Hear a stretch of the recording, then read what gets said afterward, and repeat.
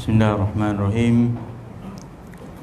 Assalamualaikum warahmatullahi ta'ala wabarakatuh.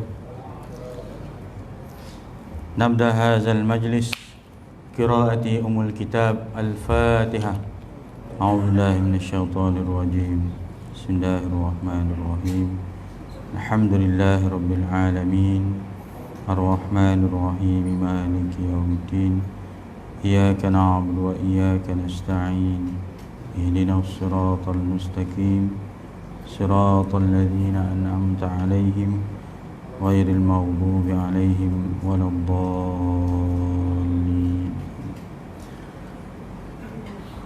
Alhamdulillahi rabbil alamin.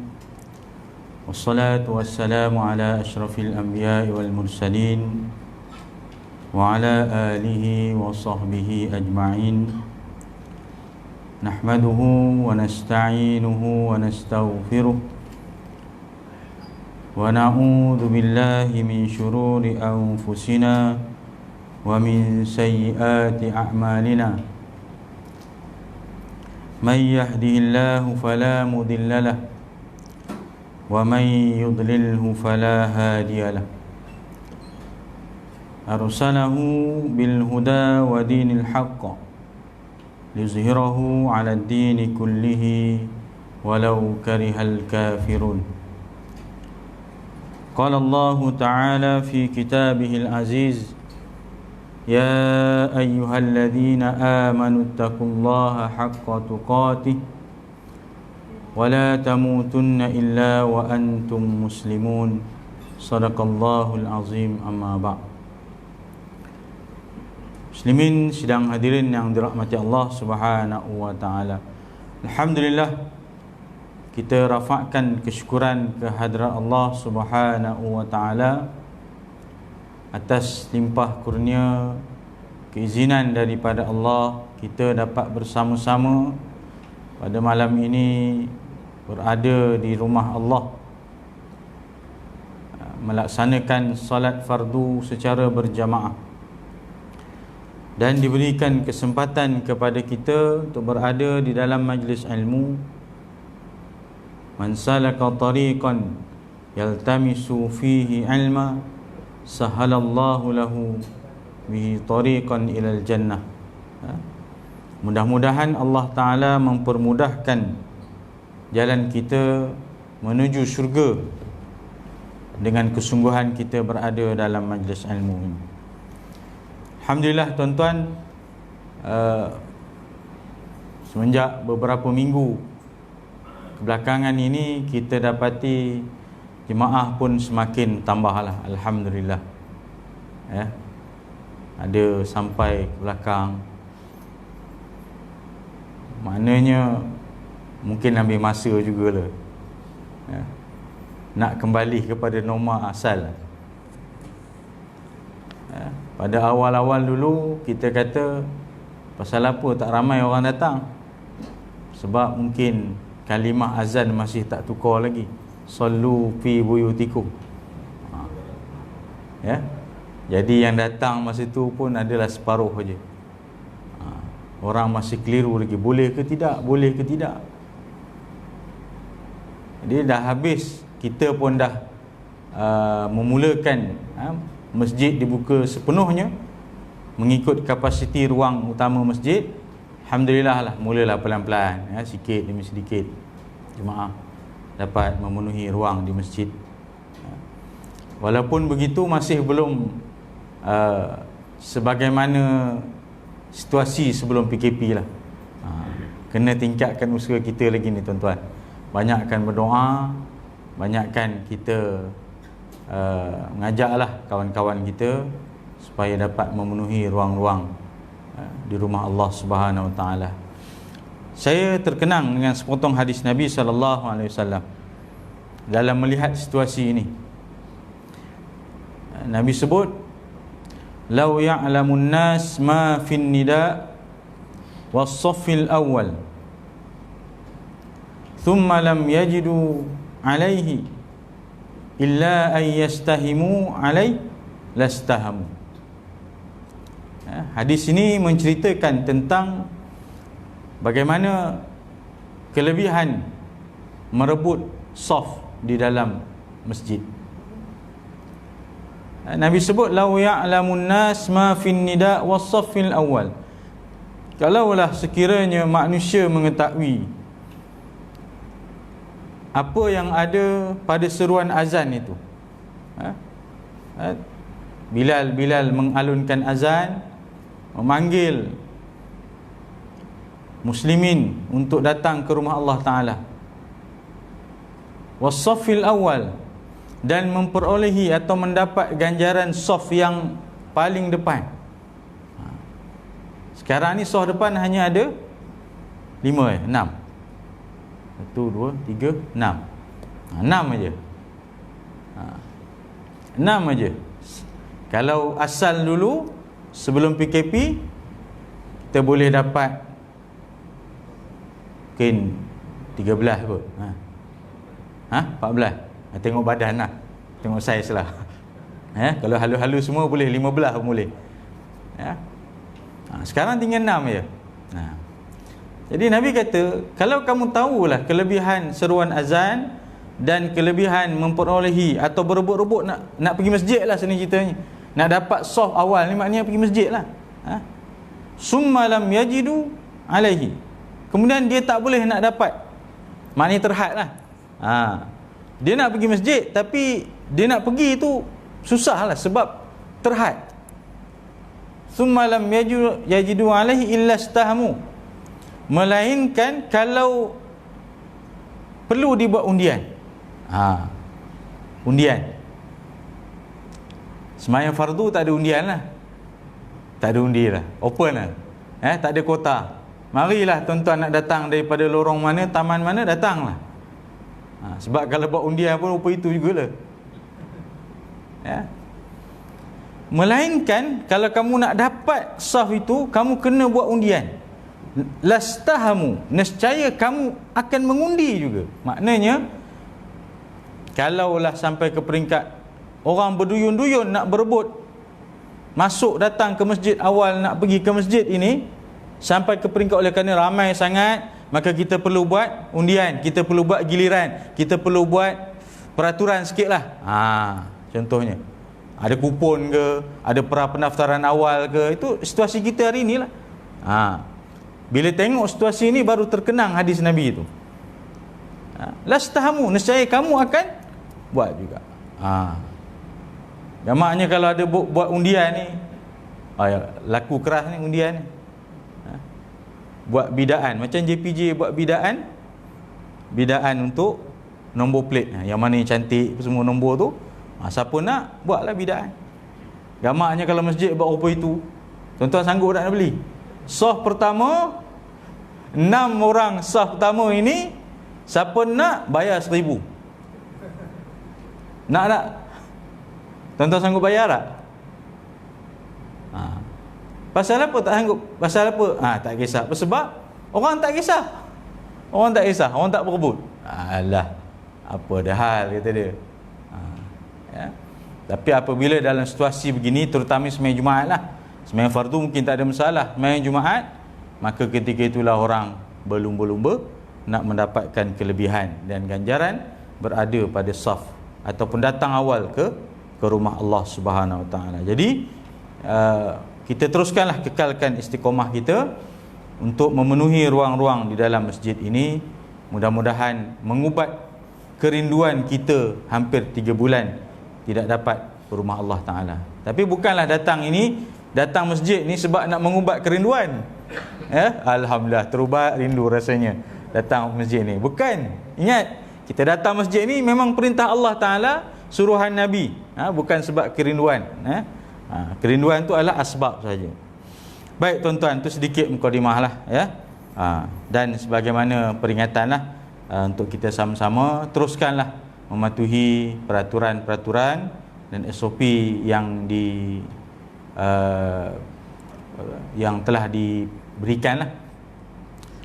InsyaAllah pelan-pelan kita akan buka lah sikit-sikit tuan-tuan, mungkin akan ada ruang nanti bermula Julai pun dah banyak kelonggaran yang diberikan oleh pihak MKN.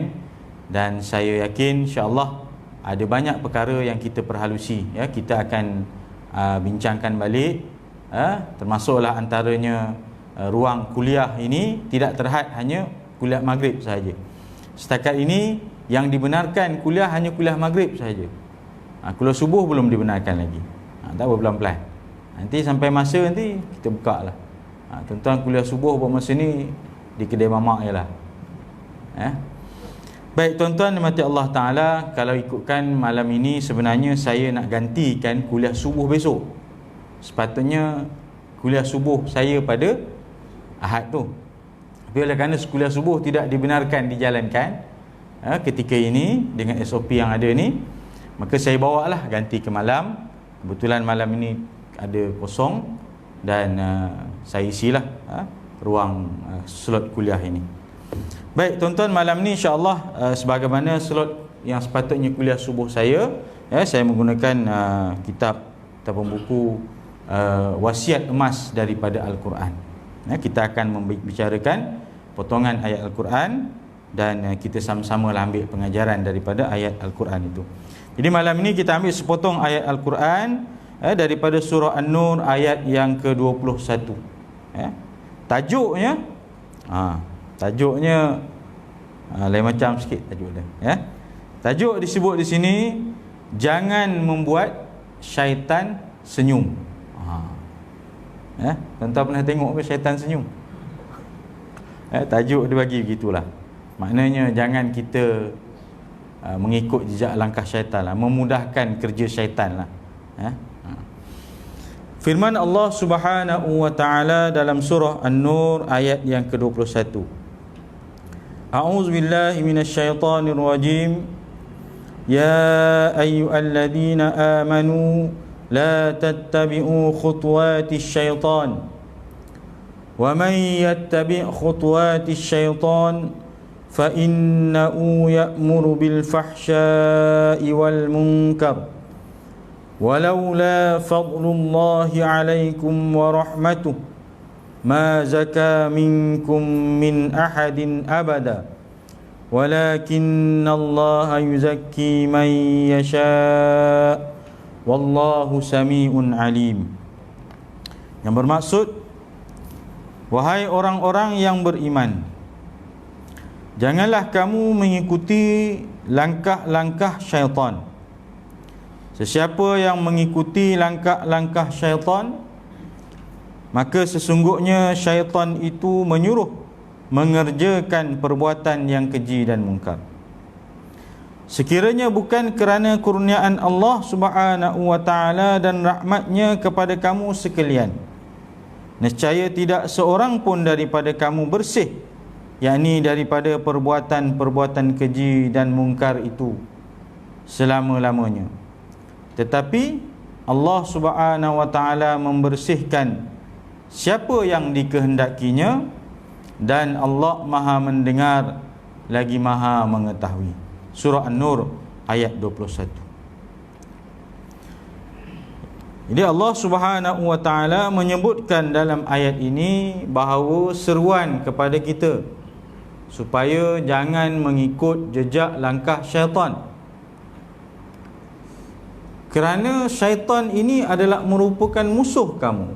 Banyak kali Allah sebut dalam Al-Quran, wala tattabi'u khutuwatis syaitan innahu lakum aduwwum mubin. Jangan kamu mengikut jejak langkah syaitan, kerana dia adalah merupakan musuh kamu yang nyata. Walaupun kita tak nampak syaitan itu dengan mata kasar, tetapi hakikatnya itulah musuh kita yang sebenarnya. Tuan-tuan, kalau kita lihat ayat ini, memberikan peringatan kepada kita betapa besarnya godaan syaitan kepada manusia. Sebab memang itulah janji syaitan daripada iblis yang asalnya dulu, untuk menyesatkan manusia, bermula daripada anak Nabi Adam sampailah ke hari kiamat nanti. Itu janji yang diberikan oleh iblis laknatullah. Jadi kita pula ada perjanjian juga dengan Allah Ta'ala, iaitu kita kena patuh perintah Allah Subhanahu Wa Ta'ala, tinggalkan segala larangannya. Bermakna janji kita pada Allah adalah sebalik kepada janji syaitan kepada Allah Ta'ala. Tu kerja syaitan nak sesatkan manusia, itu kerja dia. Kerja kita kena ikut jalan-jalan perintah Allah Ta'ala dan tinggalkan segala larangan Allah Ta'ala. Itu kerja kita. Dia saling akan tidak sama. Kalau dia jadi sama, bermakna itulah membawa maksud kita mengikut jejak langkah syaitan.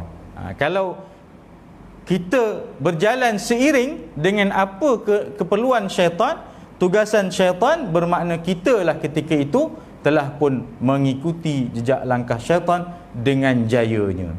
Tuan-tuan. Baik, kita tengok syarahnya. Syaitan dianugerahkan gelaran yang istimewa. Syaitan pun ada gelaran, tuan-tuan. Apa gelaran syaitan oleh Allah Ta'ala? Gelarannya ialah laknatullah. Dilaknat oleh Allah Subhanahu Wa Ta'ala. Kenapa? Selepas penolakannya untuk sujud kepada Nabi Adam alaihissalam.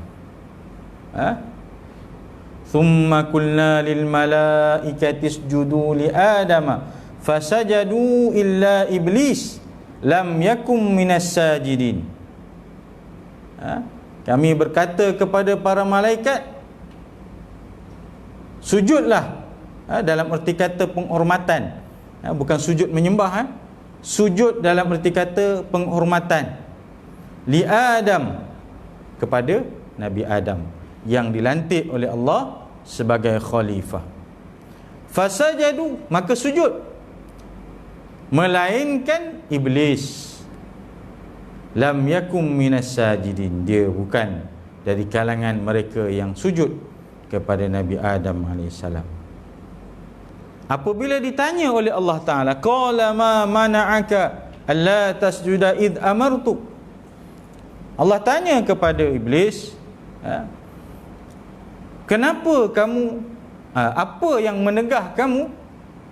Qala ma mana'aka alla tasjuda id amartu, untuk kamu sujud kepada Nabi Adam, ataupun sujud, ataupun kamu patuh kepada perintah aku. Aku suruh kamu sujud tapi kamu tak mau.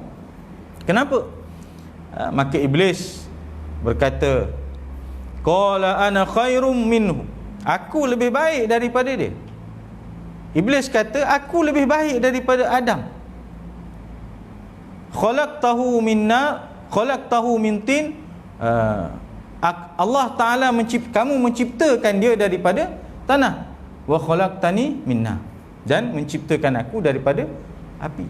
Sudah pastilah aku lagi mulia daripada Adam, daripada manusia. Puncanya kerana apa? Kerana sombong. Aba wastakbara wa kana minal kafirin. Iblis ini daripada kalangan orang yang sombong. Punca dia tidak mau patuh kerana dia sombong. Itu je. Jadi sebab itu sombong ini adalah merupakan pakaian bagi Allah Subhanahu Wa Taala sahaja. Kita ni tak boleh mendabik dada sombong. Walaupun apa yang kita miliki, kita dah rasa hebat dah. Kita ada harta yang banyak, aset yang banyak, kita mempunyai jawatan yang tinggi, kita mempunyai kedudukan yang istimewa, kita dipandang mulia di kalangan masyarakat. Itu semua tidak boleh menjadikan kita sombong kepada Allah Subhanahu Wa Taala. Apabila kita sombong, dia akan jatuhlah sebagaimana yang dilalui oleh iblis ini. Iblis ni ialah tok nenek moyang kepada syaitan yang ada pada hari inilah. Tak payahlah pening-pening tanya apa beza iblis dengan syaitan. Yang penting bagi kita, jangan ikut jejak langkah ataupun bisikan syaitan maupun iblis. Itu yang paling penting. Kalau baca sejarah, panjanglah cerita sejarahnya tuan-tuan. Jadi 3 tu jin, iblis, syaitan. Tu panjanglah kalau kita nak bicara. Ya? Iblis itu dalam Al-Quran daripada golongan jin. Kana minal jinni fafasaqa an amri rabbi. Dalam surah Al-Kahfi ayat 50 Allah sebut wa idh qulna lil malaikati isjudu li adama fasajadu illa iblis kana minal jinni fafasaqa an amri rabbi. Ketika mana aku suruh malaikat sujud kepada Nabi Adam, mereka sujud, melainkan iblis kana minal jin, sesungguhnya dia daripada sebahagian kalangan jin, fafasaqa an amri rabbi, dan dia tidak patuh dengan perintah Allah Subhanahu Wa Taala. Dan syaitan ini keturunan dia lah. Kita kata senang ceritanya, DNA yang samalah syaitan ke iblis ni, sama je lah kerjanya nak menyesatkan manusia.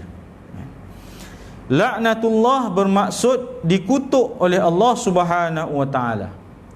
Kutukan Allah Subhanahu Wa Taala itu bermula sejak di dunia sehinggalah ke akhirat. Bahkan berlaku untuk kesemua muridnya, pengikutnya dan orang-orang yang melakukan kerjasama, walaupun sekadar orang yang mengasihaninya. Janji syaitan, iblis janji dengan Allah Ta'ala, qala anzirni ila yaumi yub'atsun, bagilah aku tempoh masa sampai hari kiamat lah. Tak apa, engkau usir aku, Allah usirnya daripada Allah usirnya ke dunia, tapi janji iblis kata bagilah aku tempoh yang panjang sampai hari kiamat. Nescaya aku akan mengganggu anak cucu cicit Nabi Adam. Thumma la'atiyannahum min baini aydihim wa min khalfihim wa an aymanihim wa an syama'ilihim. Nescaya aku akan datang pada anak-anak Adam, cucu cicit anak Adam ini, aku goda dia, aku provoke dia, aku ajak dia ke jalan kejahatan, dari pelbagai cara. Dalam ayat tersebut mim baini aidihim, sama ada melalui depan, belakang, wa min khalfihim wa an aymanihim, dari kanan, kiri, wa an syama'ilihim, semua dia akan goda. Sebab itu mereka cukup licik. Contoh tuan-tuan, nak pergi masjid, syaitan goda, payahlah pergi masjid. Dia goda. Dia tak boleh yang ini, dia bukan give up. Dia bukan give up. Allah, dia pergi masjid juga ke? Aduh. Dah lah, kita cari orang lain pula. Kita cari si Anu pula, kita goda si Anu pula supaya dia tak datang ke masjid. Tak. Dia goda satu tak boleh. Alah, dia pergi juga masjid, kita goda cara lain pula. Walaupun dia pergi masjid, dia goda juga, tapi cara lain. Tak payahlah pergi masjid. Kau tahu tak malam ni malam apa? Dia bisik lah. Malam ni malam minggu. Malam ni lah pasar malam first time kat Pekan tu. Malam ni pasar malam mula-mula tuan-tuan. Betul? Kau dah 3 bulan tak pergi pasar malam tu. Inilah masanya kau nak pergi pasar malam. Alah, kuliah tu, masjid tu, besok subuh pun kau boleh datang. Masjid hari-hari buka, pasar malam ni seminggu mungkin sekali. Ini pula tak tahu, dengan PKP ni mungkin macam-macam SOP-nya, hanya orang tertentu ke boleh masuk, ataupun kena beratur panjang ke apa. Kau kena datang awal sana. Kat masjid ni tak ada masalah. Engkau datang lewat pun masih ada kosong lagi belakang, tak penuh pun. Dia bisik tu. Jangan pula tuan-tuan teringat pula, pasal malam ni rupanya udah ada dalam masjid ni. Dia kata, tak boleh. Aku dah 3 bulan tak pergi ke masjid, aku rindukan masjid. Aku takkan lepaskan peluang, aku pergi juga masjid. Kalah syaitan. Dia bisik, dia pergi juga masjid. Sampai masjid. Tak apa. Dia bisik lagi. Allah, kau pergi awal-awal pun kan ada apa pun. Kau tahu tak, sepanjang tempoh PKP ni Dia bukan dia bagi jamuan makan pun kat masjid, tak ada. Kau tak payahlah beria datang masjid. Ataupun kau datang kau balik ya. Tak payah dengan kuliah. Ya. Tak payah dengan kuliah. Dah datang pun dia goda lagi. Dia kata, tak ada, aku nak dengar juga majlis ilmu. Inilah kesempatan yang ada. 3 bulan aku tak pernah dengar majlis ilmu di masjid. Tak dapat nak pergi. Masjid pun tak ada buat majlis ilmu 3 bulan ni. Ditutup. Bila ada, aku kena pergilah dengar. Dia pun pergi juga. Alamak, dia pergi juga lagi ni. Dia cuba tukar pula lagi. Tadi cara depan tak boleh, goda pula cara belakang-belakang. Dia duduk juga dalam majlis ilmu. Tak apa, aku goda kamu. Dia gosok gosok. Akhirnya lebu. Duduk sejuk-sejuk ni. Ni sejuk-sejuk ni, sedap tidur ni. Dia gosok. Akhirnya lebu. Yang lebu-lebu lah. Gosok pun masih juga. Aku steady. Kan? Orang lain boleh steady. Takkanlah aku nak ngantuk pula tidur. Harus steady. Tak boleh juga. Tak apa. Dia tengok apa lagi yang boleh kacau. Dia semayang pula. Lagi semayang isyak. Kacau lagi semayang isyak. Tengah semayang, Allahu Akbar. Dia mulalah bisik. Masa tu lah datang macam-macam lah. Cepat sikit semayang tu, nanti balik-balik terus. Kau pergilah pasar, sempat lagi malam ni. Pukul 9 tu sempat lagi, bolehlah ada barang-barang mula pergi. Udah dalam tu tak ada cerita pasal semayang dah. Tak ada cerita kita menyembah Allah Ta'ala dah. Cerita pasal di luar. Dia cucuk. Itu pun kalau kita kuat. Contohnya, takkan aku nak tewas dengan godaan syaitan. Pasal apa sangatlah aku boleh ni. Khusyuk juga lagi. Tak apa. Habis sembahyang tu, dia sembahyang sunat. Goda pula lagi. Dia balik rumah lah. Sini tak boleh sembahyang sunat. Goda. Kata, kadang-kadang bila disuruh pergi ke tempat yang ataupun disuruh tinggalkan ni, tak boleh. Dia akan usik hati kita dengan sifat-sifat mazmumah tadi. Contohnya, diwujudkan rasa riak, wujudkan rasa ujub, rasa takabur dalam diri. Itu semua kerja dia, tuan-tuan. Kerja dia. Takkan berputus asa, tuan-tuan. Itu janji iblis. Dia tetap akan menggoda kita sampai hari kiamat berbagai-bagai cara. Itulah sepatutnya kita hari ini. Maknanya, sebagaimana syaitan bersungguh-sungguh nak menyesatkan manusia, kita pula sepatutnya kena bersungguh-sungguh untuk mentaati perintah Allah Subhanahu Wa Taala. Kena sungguh-sungguh. Kasih challenge sama syaitan. Dia nak goda aku, jangan harap aku tetap akan istiqamah dengan apa yang Allah Ta'ala perintahkan. Kadang-kadang tak lepas peringkat yang apa? Yang pangkat kecil-kecil ni, mari yang besar-besar pula. Dia goda lagi. Sampailah berjaya menyesatkan atau akan menjauhkan kita pada Allah Subhanahu Wa Taala. Baik. Ibnu Qayyim pernah menyebutkan, tuan-tuan, beberapa perkara-perkara yang merupakan kita kata apa, godaan ataupun provokasi daripada syaitan. Kita kata dia punya KPI dia lah. KPI syaitan ni. Yang pertama, yang paling besar, iaitu membawa manusia kafir kepada Allah Subhanahu Wa Taala ataupun syirik kepada Allah Taala. Kalau dia tak boleh keluar daripada Islam, kita bagi dia syirik. Dia masih beragama Islam, tapi dia ada kepercayaan kepada selain daripada Allah Subhanahu Wa Taala. Syirik. Itu yang paling besarlah. Menyesatkan manusia dengan menggelincirkan akidah. Itu yang paling besar. Yang kedua, mendorong manusia agar membuat maksiat dan dosa. Cerita dia ada bisik-bisik. Kalau tadi itu boleh tahan lagi tuan-tuan, sekadar dia bisik, janganlah pergi masjid. Contohnya, nak pergi dah masuk azan ni, janganlah pergi masjid.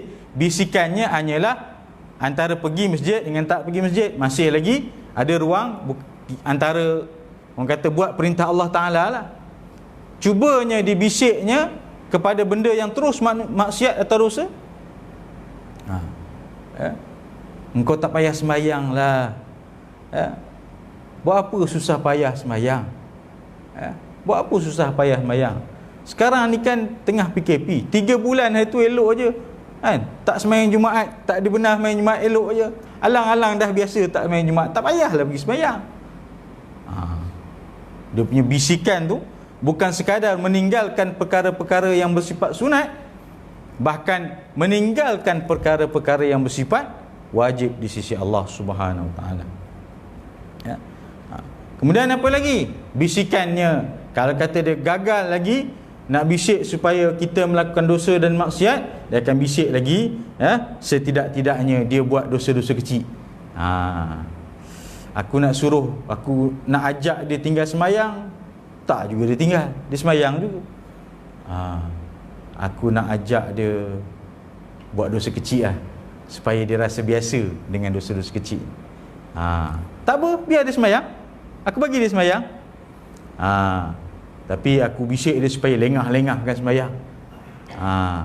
Ataupun biar dia tidur sampai dia lajak, rupanya udah terlebur sembahyang, tak buat, subuh tak bangun. Aku bisik, tak apa, engkau sembahyang. Tapi aku bisik memang, tak apalah, tak payahlah bangun. Lewat-lewat sikit sembahyang pun tak apa. Alang-alang kau jamak je sekali nanti, dan dekat-dekat masuk waktu isyak nanti, kau sembahyang isyak. Habis sembahyang maghrib tu, ngam-ngam azan isyak, kau sembahyang isyak tu. Dia bisik. Lama-lama bila kita dah biasa seronok dengan dosa-dosa yang kecil, akhirnya dia barulah boleh angkat dia pergi ke dosa-dosa yang besar. Sebab tadi dia tak berjaya dosa besar, dia bisik pada dosa-dosa yang kecil. Kalau tak berjaya juga dosa-dosa kecil, apa lagi Ibn Qayyim kata, dia akan berusaha menggoda kita untuk membiasakan perkara yang tidak utama berbanding utama. Maknanya habis ikhtiar dah dia buat, nak suruh dia tak semayang, dia semayang juga. Nak suruh dia lewat-lewat semayang, tengok dia syak juga semayang, cuma dia tak pergi ke masjid barangkali. Apalah yang aku nak buat? Macam inilah, kita twistkan pemahaman dia. Twistkan pemahaman dia bab semayang. Contohnya apa? Daripada yang utama kepada yang tak utama. Maknanya dia lebih utamakan yang tak utama berbanding yang utama. Dia semayang, tapi kita bagi dia supaya dia terbalik kefahaman, yang tak utama tu diutamakan berbanding yang utama. Contoh, kita katalah sembahyang, kalau bulan puasa ni, bulan puasa baru ni tak adalah sembahyang tarawih di masjid, tak ada.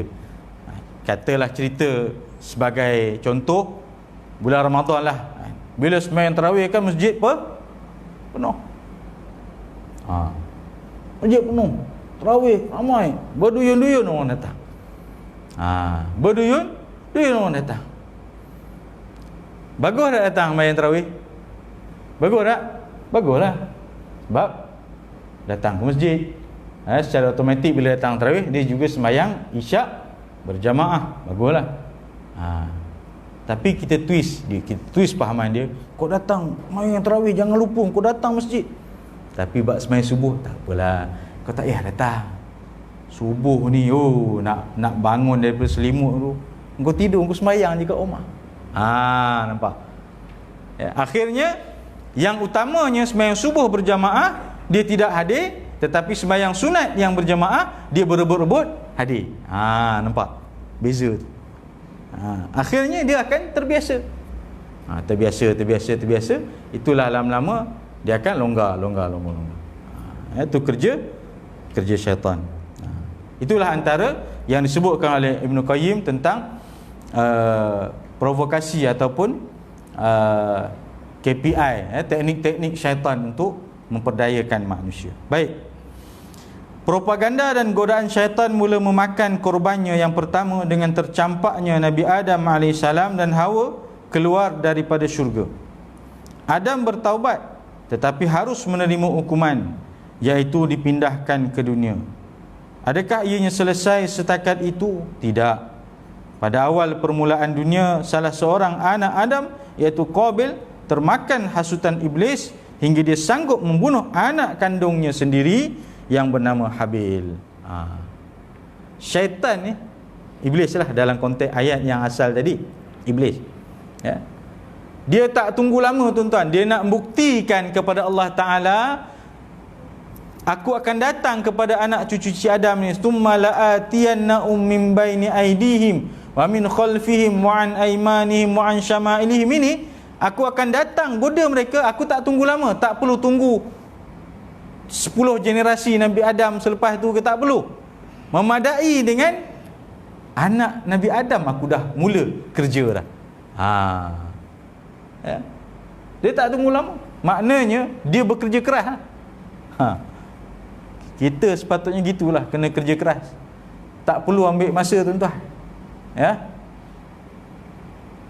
Berapa hari bulan yang masjid dibuka? 5 ya. Saya pun lupa dah. 5 ke 12. Yang pertama kali subuh pertama di Isytihar boleh dibuka kepada orang awam. Saya ingat 5 hari bulan, saya lupa dah. Maknanya bermula subuh itu masjid telah dibuka kepada orang awam. Siapa-siapa boleh datang. Jadi malam tu, hari Jumaat, Khamis malam Jumaat, ya, tarikh saya lupa dah, saya ingat 5 barangkali, ya. Khamis malam Jumaat, kami AJK berbincang macam mana kita nak buat ni subuh besok ni. Kita takut orang berkerumun merempuh masjid ni. Sebab orang tak 3 bulan tak boleh datang masjid, ya, tak boleh datang masjid. Hanya 3 je, Imam Bilal Syiah je yang boleh. Yang orang awam biasa tak boleh. Jadi dia buka 3 bulan ni, kita pastilah kerinduannya. Kita gambarkan ini confirm besok ni orang berebut-rebut ni, berasak-asak ni, apa yang perlu kita buat? Kita pun buat lain, buat garisan, supaya orang tak ni. Ya. Kita pun datang awal. Pukul berapa? Subuh 5.46.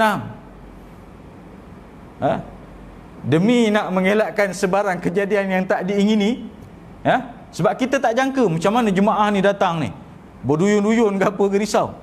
Kita pun datang awal. Saya datang awal masa tu, kalau tak silap saya 5 suku ke pukul 5, rasa pukul 5. Siapa ke datang masa? Ada seorang, saya lupa dah mana. Ya. Dia dah tunggu dah, masjid kunci lagi, gelap lagi, dah tunggu dah. Dia kata, "Ji, alhamdulillah yang dapat JKT masjid dapat." Yang saya sangka orang berhuyun-huyun, rupanya seorang je dia. Tapi awal lah pukul 5 kan, 5 suku. 5 ke 5 suku tak silap. Saya kata. Ya. Lepas tu bila dah buka, mulalah adalah 3-4 sah. Makan masa ke lah.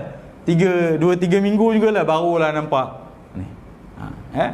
Ni iblis ni tak tunggu lama tuan-tuan. Iblis ni kerja, dia tak tunggu lama. Aku janji pada kamu, ya Allah, aku nak sesatkan anak cucu Nabi Adam, tak payah aku tunggu lama. Anak Nabi Adam aku dah cuba goda dia supaya ikut jejak langkah syaitan. Ada. Tuan buka balik surah Al-Maidah, ayat 27 sampai ayat 31. Tu semua cerita tentang anak Nabi Adam tu.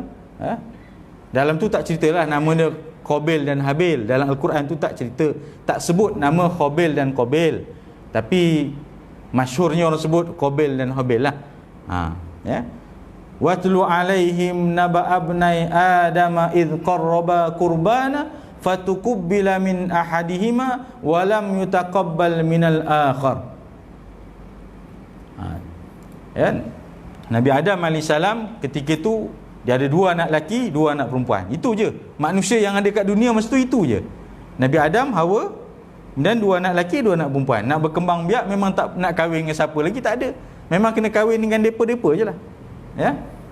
Jadi seorang kahwin dengan ini, seorang kahwin dengan ini. Jadi ada yang tak puas hati, ya. Qabil tidak berpuas hati. Ya. Panjanglah ceritanya, tuan boleh tengok nanti surah surah Al-Maidah tu ayat 27 hingga 31, semua kisah Nabi Adam, anak Nabi Adam ni.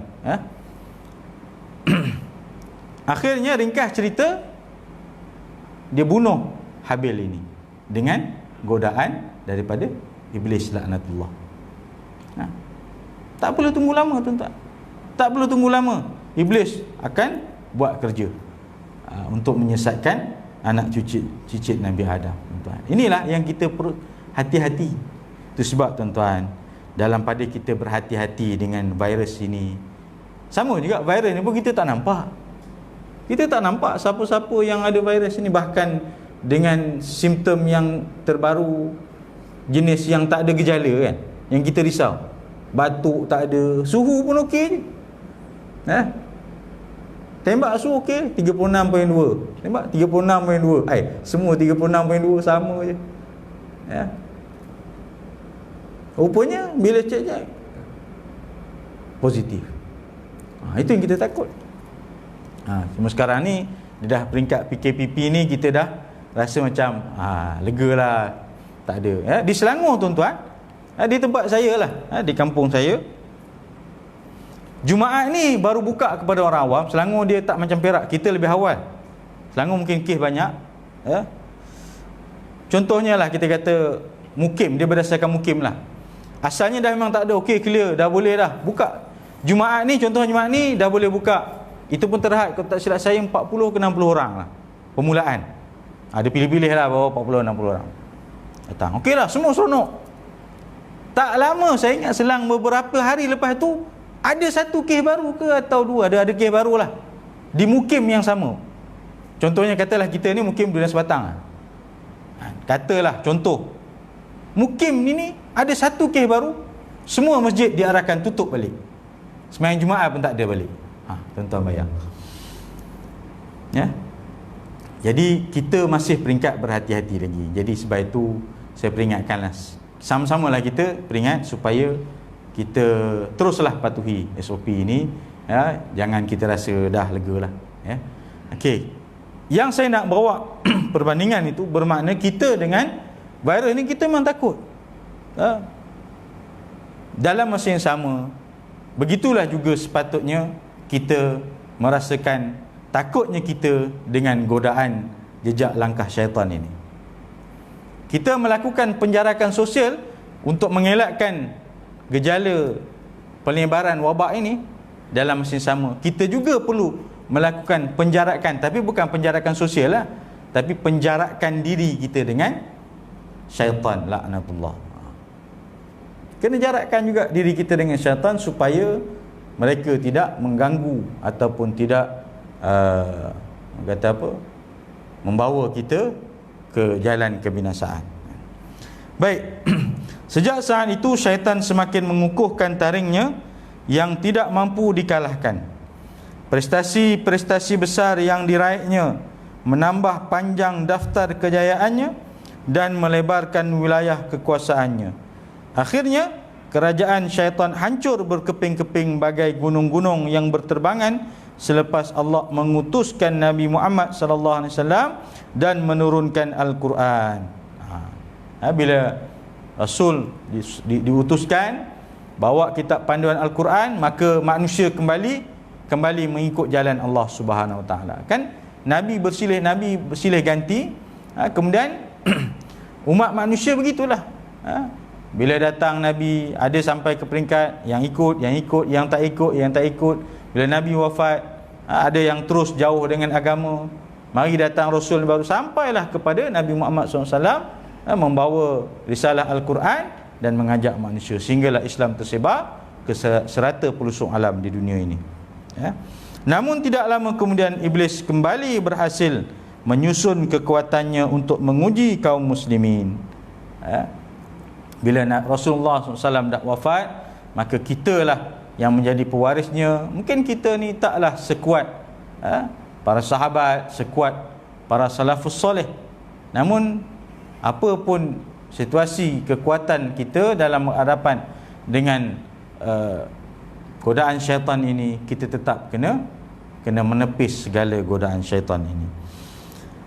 Allah telah mewasiatkan kepada orang-orang beriman supaya jangan mengikuti jejak langkah syaitan yang keji dan mungkar.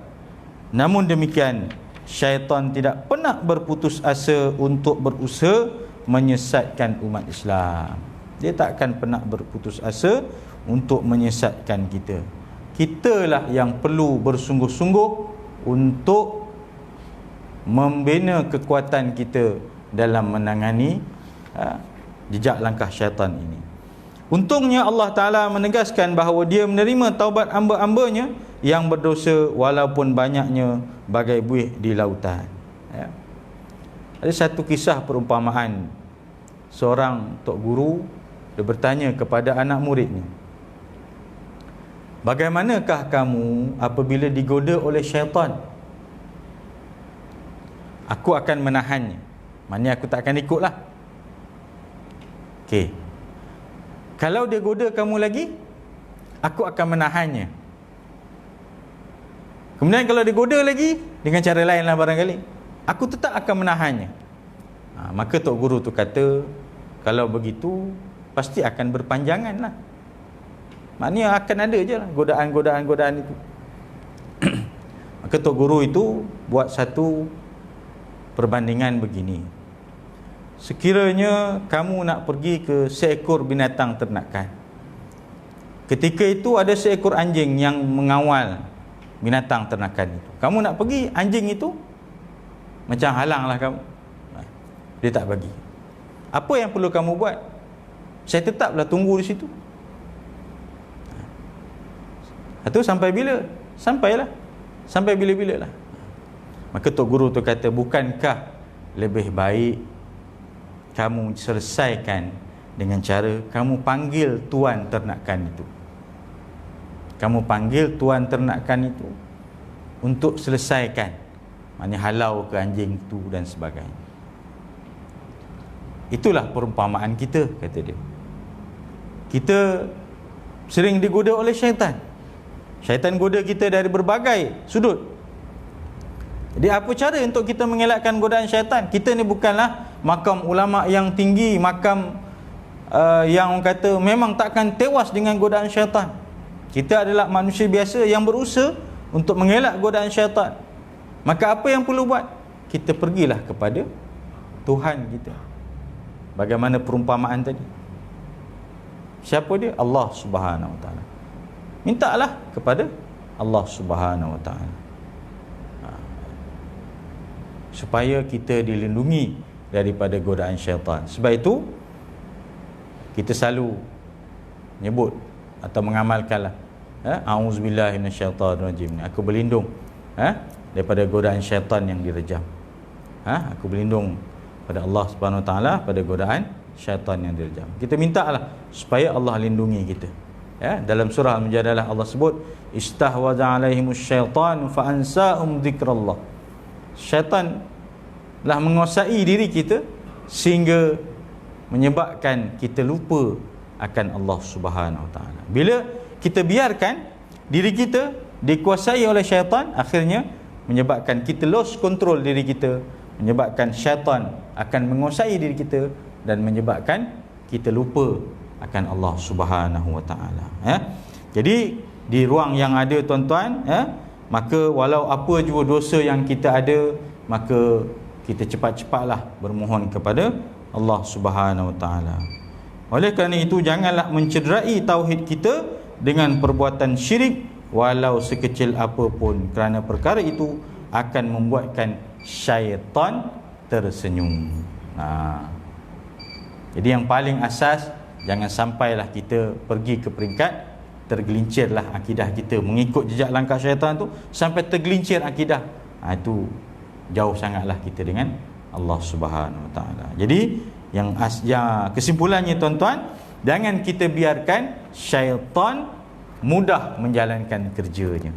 Jadi sebaliknya, biarlah kita juga berusaha bersungguh-sungguh. Sebagaimana syaitan nak sesatkan kita dengan bersungguh-sungguh, kita juga kena berusaha bersungguh-sungguh untuk mengelakkan diri daripada disesatkan dengan tipu daya syaitan. Wallahu alam tuan-tuan. Mudah-mudahan ada manfaat daripada apa yang kita bincangkan malam ini, yang baik daripada Allah Subhanahu Wa Taala, kelemahan, kekurangan atas diri saya sendiri. A'udzubillahi minasyaitonirrajim. Bismillahirrahmanirrahim. Allahumma ij'al jam'ana hadha jam'an marhuma wa tafarruqna min ba'dihi tafarruqan ma'suma. Allahumma nawwir qulubana bi nuri hidayatika kama nawartal arda bi nuri syamsika abadan abada bi rahmatika ya arhamar rahimin. Rabbana atina fid dunya hasanah wa fil akhirati hasanah wa qina adzabannar. Sallallahu ala sayyidina Muhammad wa ala alihi wa sahbihi ajmain. Walhamdulillahirabbil alamin. Kita tangguh dengan tasbih kafarah dan salatul asr. Subhanakallahumma wa asyhadu an la ilaha illa anta astaghfiruka wa atubu ilaik. Bismillahirrahmanirrahim. Al-asr insana lafi khusr illa alladhina amanu wa amilus solihat tawassaw bil haqq tawassaw bis sabr. Sadaqallahul azim. Assalamualaikum warahmatullahi taala wabarakatuh.